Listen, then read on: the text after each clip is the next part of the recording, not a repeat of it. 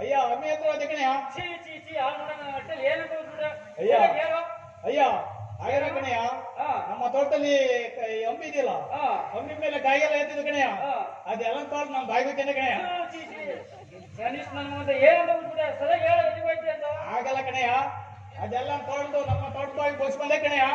ಬಾಳ ಬುದ್ಧಿವಂತ ಗಣಮಗು, ಬಾಳ ಬುದ್ಧಿವಂತ. ಬುದ್ಧಿವಂತಿಕೆ ಇದ್ರೆ ಕಣೆ ಹಣ ನೋಡೋದು, ಇಲ್ಲಾಂದ್ರೆ ನಿನ್ನ ಹಣ ನೋಡ್ಬೇಕಾದ್ ಕಣಯ್ಯ. ಅಯ್ಯ ಏನು ಒಳಗಡೆ ಏನಯ್ಯ ಗರಟೆ ಎತ್ತಿದ್ದಿಲ್ಲ? ಮಗು ಒಬ್ಳು ತಾಸಿ ಕೊಂಡ್ಕೊಂಡ ಕಣ. ಎಷ್ಟು ಕೊಂಡ್ಕೊಂಡಯ್ಯ? ಬಾಳ ಚೂಪ ಕೊಂಡ್ಕೊಂಡ ಕಣ. ಚೀಪು ಅಂದ್ರೆ ಹೇಗಯ್ಯ? 100 ವರ ಕೊಂಡ್ಕೊಂಡ ಕಣ. ಅವರಿಗೆ ಬತ್ತಿ ಏನ್ ಕೊಟ್ಟವ್ರಿ? ತಾಯಿ ಮಗು ಒಪ್ಪತ್ತಿನ ಊಟಕ್ಕೆ ತೀರ್ಮಾನ ಅಷ್ಟೇ ಕಣ, ಬೇರೆ ಏನೂ ಇಲ್ಲ.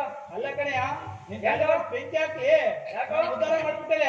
ಯಾಕೋ ಮಗು? ಅಲ್ಲ ಕಣಯ್ಯ, ಆಕೆಗೆ ಅರ್ಧಪ್ಪ ಅಕ್ಕಿ ಅನ್ನ ಕೊಟ್ರೆ ಆಕೆ ನಮ್ಮ ಮನೆ ಕೆಲಸ ಮಾಡ್ತಾನೆ ಮಾಡ್ತಾಳೆ.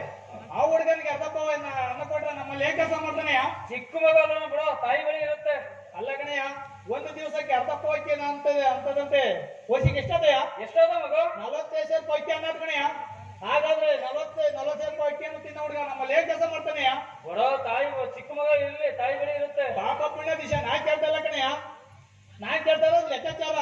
ಇಲ್ಲ ನಾ ಹುಡುಗಿರ್ಬೇಕು, ಇಲ್ಲ ನಾನ್ ಇರ್ಬೇಕು ಹೇಳಯ್ಯ. ನನ್ನ ಮಗ ಹೋಗ್ತಾ ಇಲ್ಲ, ನೀವು ನಿನ್ನ ಮಗನನ್ನು ಎಲ್ಲಾದ್ರೂ ಕಳಿಸಿ ಬರಮ್ಮ. ನಾನು ಕೊಂಡು ನಿನ್ನ ಒಬ್ಬಳ ಮಾತ್ರ, ಈ ಹುಡುಗನನ್ನು ನಾನು ಕೊಂಡುಕೊಂಡಿಲ್ಲ. ಸ್ವಾಮಿ, ತಾಯಿ ಇರುವಲ್ಲಿ